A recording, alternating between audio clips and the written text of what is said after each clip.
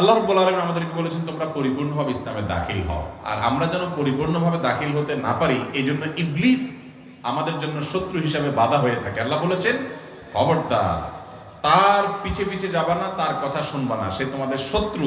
তোমরা পরিপূর্ণ ইসলামে দাখিল হলে তার মিশন ব্যর্থ হবে, সে তোমাদেরকে জাহান্নামে নিতে পারবে না যদি তোমরা পরিপূর্ণ ইসলামে দাখিল হও। এই জন্য সাবধান থাকবা শয়তানের ব্যাপারে, আর তোমরা পরিপূর্ণ ইসলামে দাখিল হও। এখন পরিপূর্ণ ইসলামে দাখিল হইতে হলে কি করতে হবে? 5টা কাজ করতে হবে। কয়টা কাজ করতে হবে?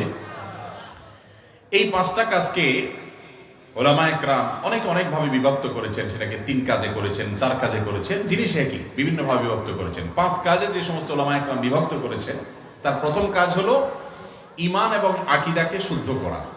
বিশ্বাস এবং আকীদাকে, বিশ্বাসকে শিরক, কুফর এবং নেফাক থেকে পবিত্র রেখে আমার বিশ্বাসটা সঠিক আছে কিনা, আমার বিলিফটা কি, আমার বিশ্বাসটা কি, এটা কনসেপ্টটা কোরআন হাদিসের সাথে মিলে কিনা, ঠিক কিনা, এই জিনিসটাকে ঠিক করা এক।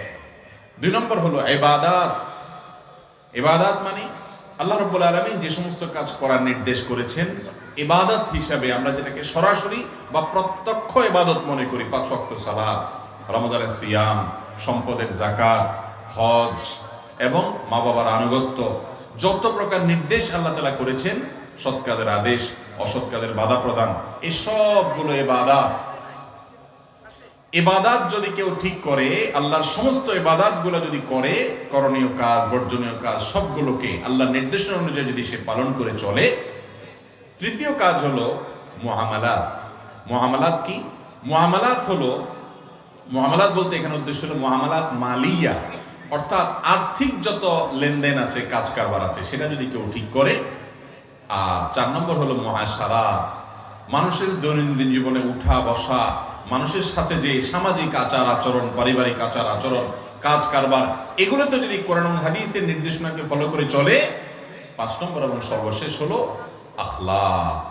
আল্লাহর সমস্ত মানুষ তো বটেই, আল্লাহর সব সৃষ্টির সাথে উত্তম আচরণের পরাকাষ্ঠা যদি কেউ দেখায়, এই 5টা ডিপার্টমেন্টকে যদি কেউ ঠিকঠাকভাবে কোরআন এবং হাদিসের আলোকে সাজাতে পারে, এই 5 ডিপার্টমেন্টে, 5 বিভাগে যদি কাজ করতে পারে কেউ, ঈমান আকীদা যদি তার শুদ্ধ থাকে, ইবাদতগুলো যদি সে ঠিক করে, লেনদেন কাজ কারবার যদি ঠিকঠাক মতো হয়, আচার আচরণ, সামাজিক পারিবারিক এগুলো যদি কোরআন হাদিস মতো হয়, আখলাক এবং আচরণগত সৌন্দর্য ইসলাম যেভাবে চেয়েছে সেভাবে যদি হয়, এই ব্যক্তি পরিপূর্ণভাবে ইসলামে দাখিল হয়েছে ইনশাআল্লাহ।